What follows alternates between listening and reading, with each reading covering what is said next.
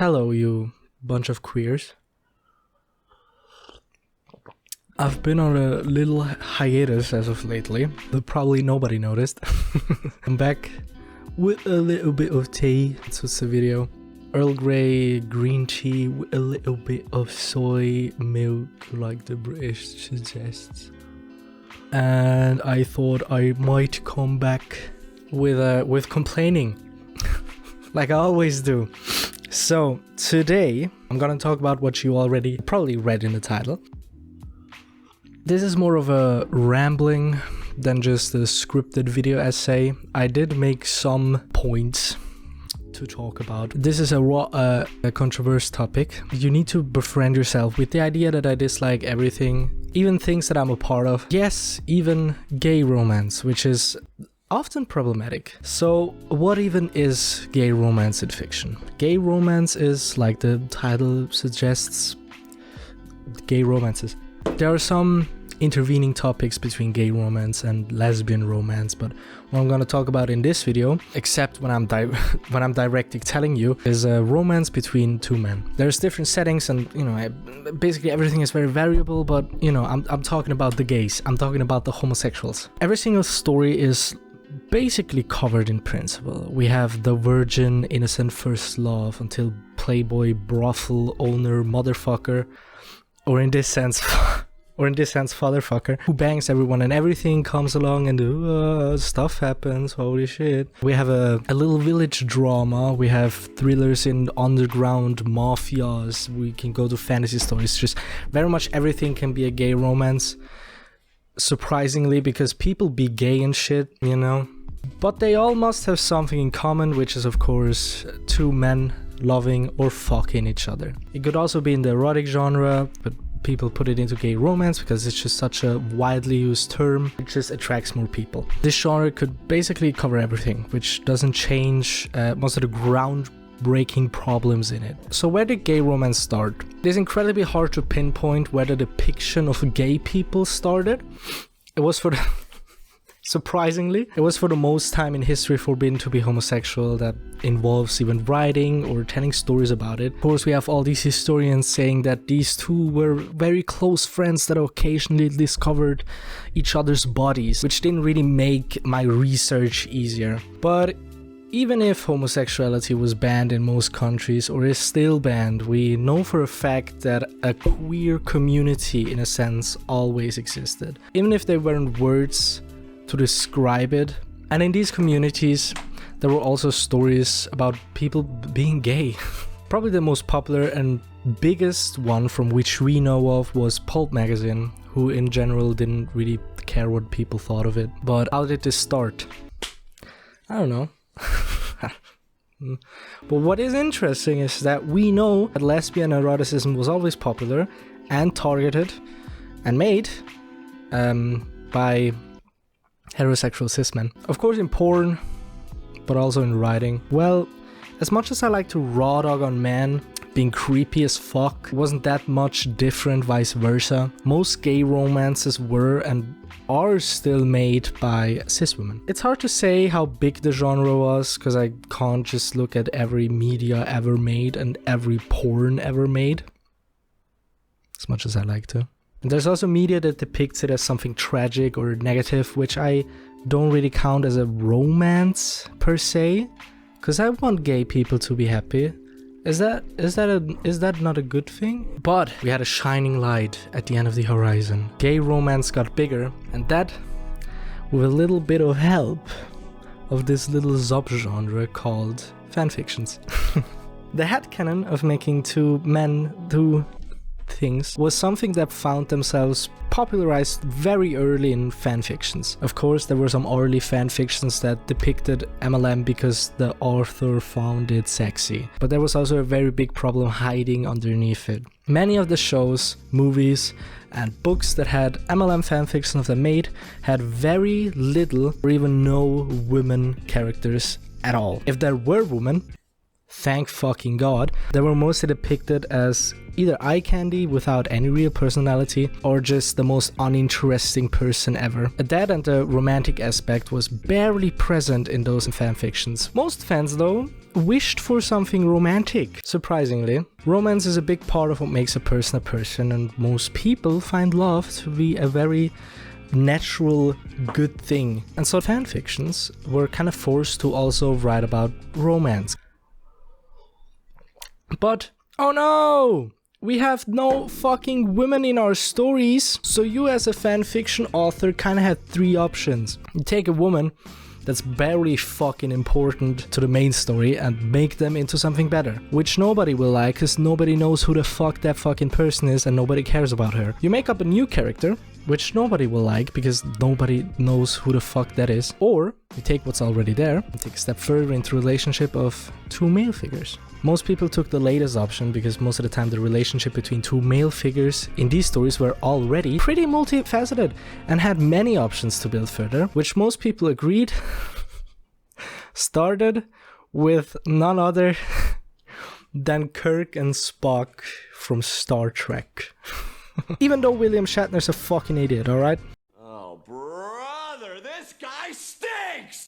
Fanfictions got bigger when the internet got more accessible and many people hopped onto MLM fanfictions. It was normalized extremely fast. And then the Japanese came. ぶつかっちまった。痛かったかい、おじさん。いや、いいってことです。間違いは誰にでもありますよ。ちょっと待って。あんた日本人か。ああ、そうだけど。あら、話は別だ。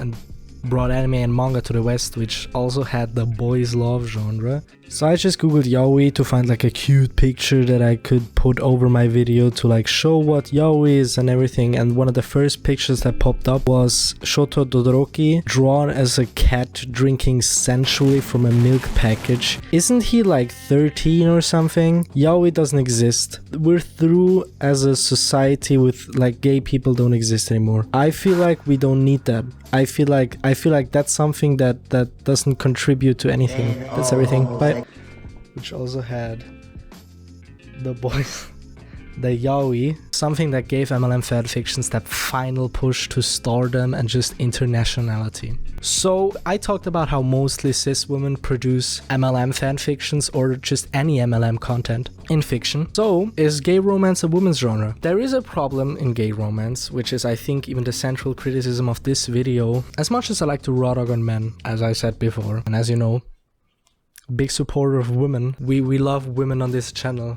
But just like how lesbian porn is mostly produced by heterosexual men, the gay romance genre is dominated by cis heterosexual women. If you look at gay romance lists, if you are specifically looking for own voice gay romance, you'll find that 50 to 95% of authors are cis women. And when you look at those women's biographies, you're most likely gonna find a white hetero married cis woman with children and some fucking old white person dog with crusty eyes that looks like they haven't showered it in 4 millennia. I know how cliche this sounds, and yes, I use the term hetero married because even when a cis woman is married to a cis man, does not automatically mean that this specific cis woman is hetero. She could also be pan, bi, everything your little gay heart desires. But what a cis woman definitely can't be is a gay man.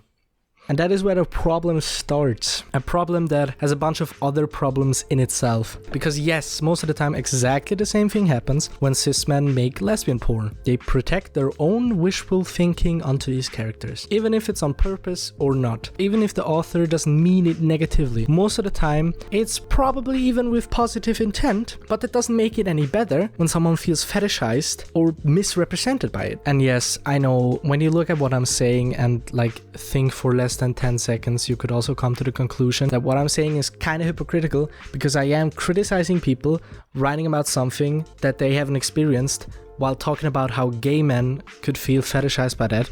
Meanwhile, I myself am not a man, nor am I gay, so I never experienced what I'm talking about right now, right? Am I criticizing myself? No, of course not. I'm fucking perfect.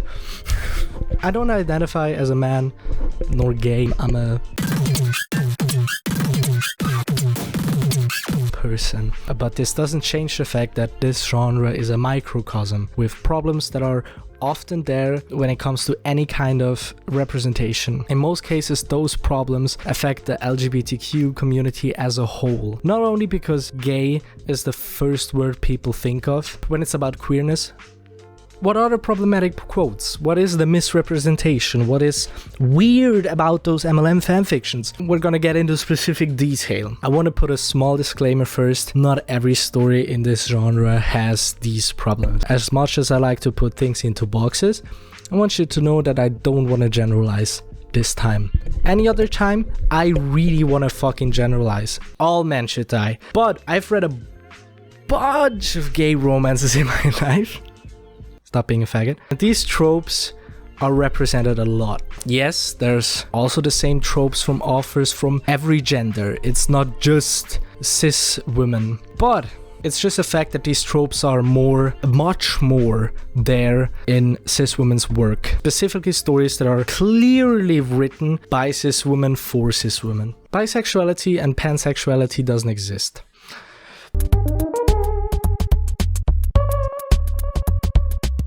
Bisexuality and pansexuality doesn't exist. This is something that many people face consequences with by erasure or pan-erasure. Of course, every person describes their own sexuality. Of course. But these are fictional characters. They don't have a soul. They don't have a mind.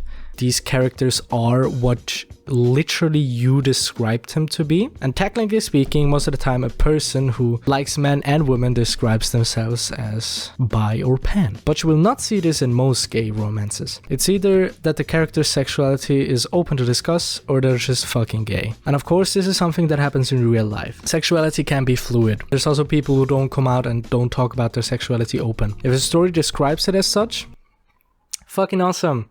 I'm rooting. But me, avant-garde gay romance yaoi reader, the Chad homosexual connoisseur, has read enough stories where a character just suddenly, boop, I'm gay now, without not coming out, without everything woman sexy. No, not anymore. I looked at dick. I suck dick, now man sexy. Bisexuality and pansexuality, it doesn't fucking exist.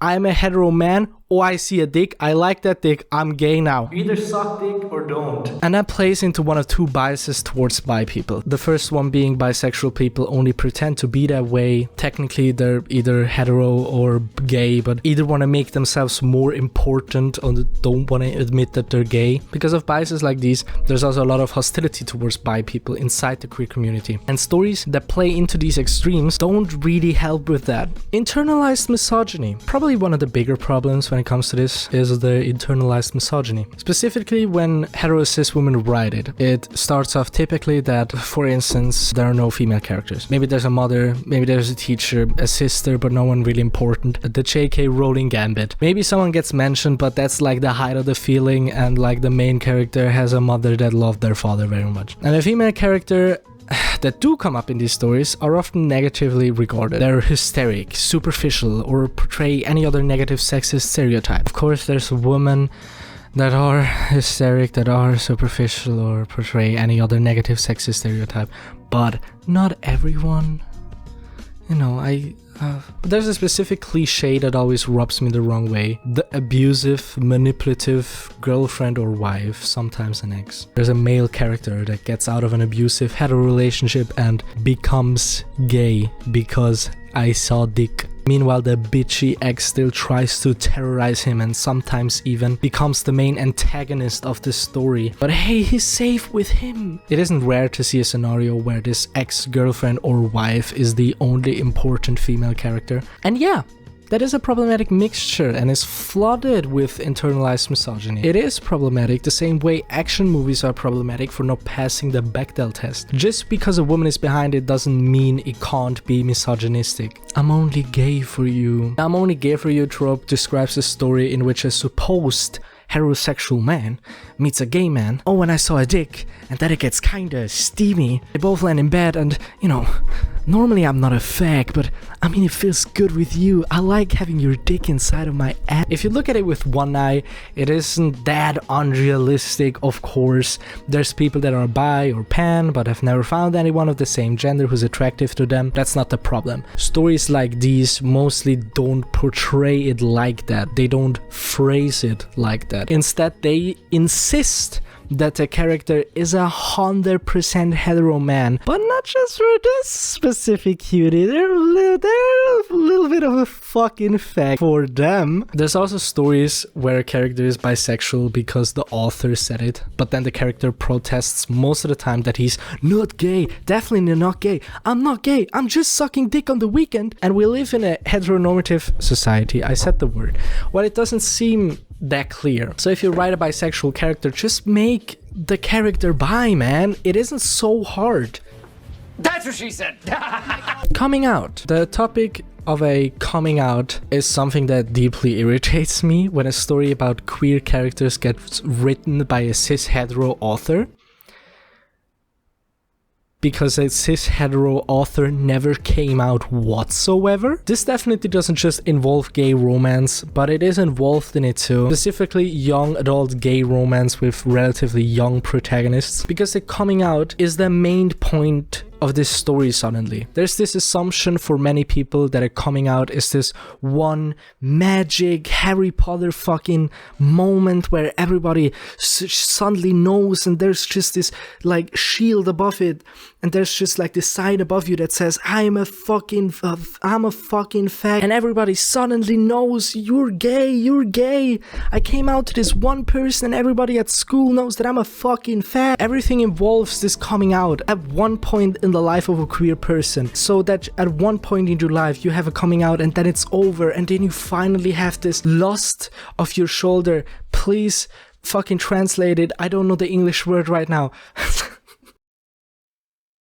And yeah, maybe that's true for some people, but if nearly every story uses this scenario, that's where the problem starts. Yeah, coming out. Most queer people in principle have several coming outs, and that over their whole life, because you don't magically stay the same sexuality and gender as your 15-year-old little bean old self coming out typically. And I won't stay this. Probably. So there's not a magical point in your life where you'll come out to all of the people you love, you rip the band-aid off and have a sign above your head that says I'm a gay, and live for the rest of your life in gay paradise. It doesn't happen like that. Gay sex makes you gay. I just realized that some of these titles just can be picked out of context. Gay sex makes you gay. This trope plays into real life biases and is very troublesome because of it. It sometimes plays hand in hand with the I'm only gay for you trope, which I talked earlier. We have a man in this story who is hetero too, until he fucks a man. How it happens varies drastically. Maybe this character is bi-curious, wants to try stuff out, maybe he's drunk, which makes it dopcon. Maybe it's really rape, which happens more than you most likely think. Whatever happens, it results that our protagonist, after probably anal or oral sex, discovers that they're gay, and our homie is only attracted to men and maybe falls in love. Not always, but sometimes with the specific man he had sex with. Yes, that means in some cases even his rapist, which is not okay. I hope you got that. And that is a problem. A bigger problem than you probably think. Because everyone that knows it's like a fucking smudge about LGBTQ rights knows that this is one of the main arguments made against representation and education about LGBTQ. But it makes the kids gay, as if mere contact with queer things makes someone gay. These stories, these biases play into this thinking and can actually generate a lot of damage, especially when it's about rape. Apart from that, the rapist to lover trope is very problematic for the most obvious reasons ever. You can't forget that this is a bias that exists in real life. The prejudiced thinking that gay men will rape hetero men to make them gay. There's just holes in gay sex. Sex in general is something. I'm not the best person to talk about this, mainly because I do not know how cis gay sex works. But even if I'm not an expert, I can say that in most of these stories, those topics are portrayed as one-sided and most of the time really fetishizing, which nobody is surprised about. I like to think of it as the gay equivalent to scissoring in lesbian porn. And yeah, I know, one-sidedness is often portrayed in heterosexual eroticism too. That's not the point I'm trying to make. But as practically every problem with this trope, the main issue with it is how society perceives it and how society thinks about that topic on the way forward. Because, and that shouldn't be new info for you, there's not a lot of information about queer sex in any way, as there are information about cis heterosex. Because of this lack of education, there exists a bias that gay sex is basically, you know, we have anal and maybe you have some oral sprinkled on top, literally. That's what she said. As a treat, a bias that evolves into more biases towards gay men, and books that portray these exact stereotypes help further this bias, even if they don't mean it negatively. Baby gays are gonna read these stories and think, oh, but I don't like things up my butt, am I gay? And that's just like fucking weird, because gay sex isn't just penetration through every hole. And another slight problem about this is that these types of eroticism is most of the times the first thing a gay teen discovers. And I know I'm putting out, you know, the what about the kids card? What about the gay kids that look at these problematic depictions of gay sex, especially because they can't get this information anywhere else, and then think that this is exactly how it is. That's what makes these problematic depictions even more problematic. Trans people don't exist. Okay, now that can be pretty much taken out of context.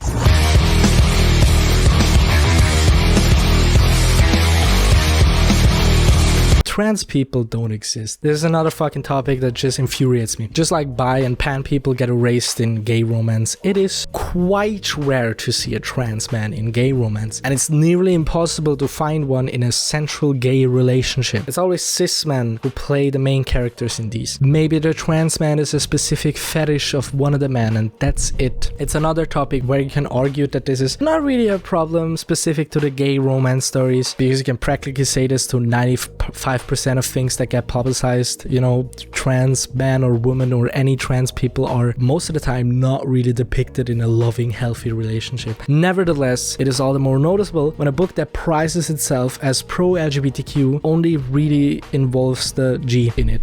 Other diversity problems. Another topic, which is basically a problem for anything really, is the lack of diversity when it comes to the cast. And sadly, that can be said about gay men. Not only are these gay men cis gay, they're probably white, they're probably pretty, they're probably muscular, they're probably rich, at least one of them is. Maybe they're middle class, but never poor. And of course they're neurotypical, they don't have any disabilities. What I want to say is that there's too few stories about bi POCs, too few stories about gay men with some sort of physical disability, too few stories where a gay man is realistically neurodivergent, where they aren't fitting into the ideal body image. It's always the same character, it seems like. And that's the problem with not own voice stories. You can't really do it. It gets weird when, in instance, someone who isn't affected by this writes about someone with schizophrenia. Do I want a neurotypical suburban cis woman to write about a POC in a wheelchair?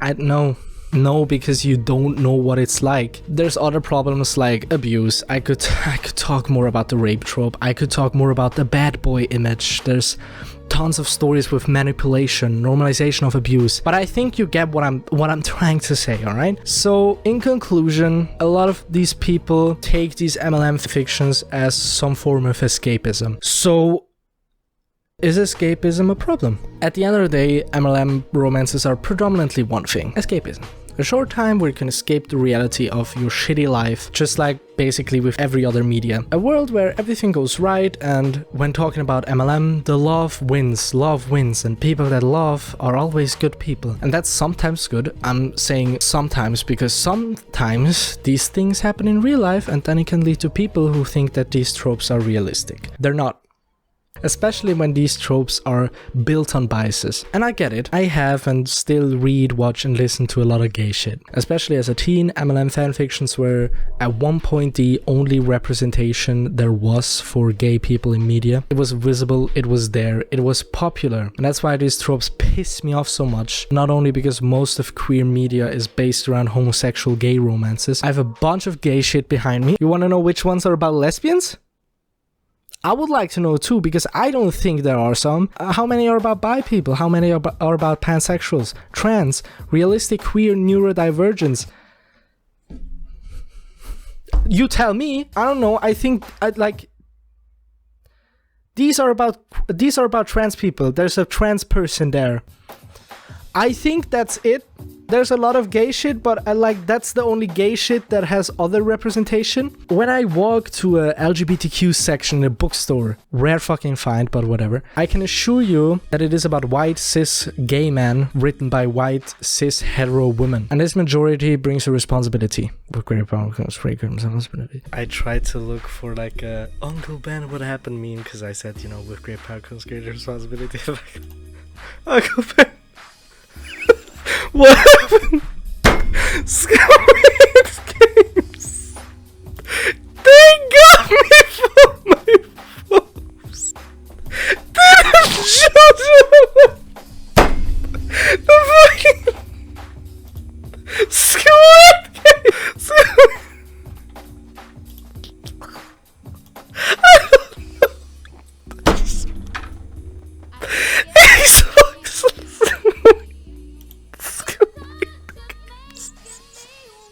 Which white cis hetero women just cannot handle. That's what she said. And that is where the problem starts. Anyone who writes gay romance represents the queer community. And you have a responsibility with this. A responsibility to not substantiate. I'm not a native speaker. I hope that was the right term for that. A responsibility to not substantiate more prejudiced thinking. You have a responsibility to use your platform. This responsibility is one of the most powerful things a person can have. That was my little gay rant. Be on the lookout for more gay things coming from my queer-ass slutty whore mouth. Hope you had a great time listening to me trying to have an argument with myself. Leave a like, subscribe, have a great morning, lunch, afternoon, dinner, evening, good night. Be gay, be proud. Bye bye.